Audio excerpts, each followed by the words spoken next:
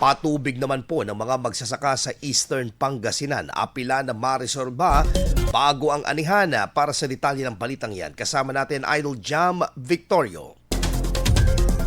104.7 IFM. Report! Apela ng mambabatas sa ika-6 na distrito ng Pangasinan ang agarang solusyon sa isyu ng patubig sa mga magsasaka na nasa kalagitnaan ng pagpapatubo bago ang anihan nitong Pebrero hanggang Marso.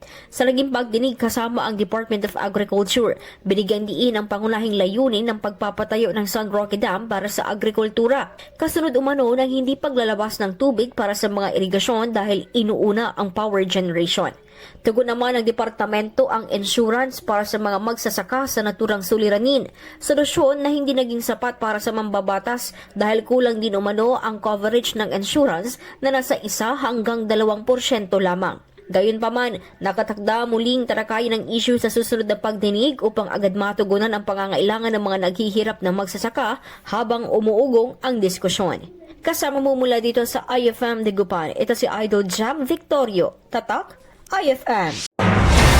IFM News. IFM News. IFM News.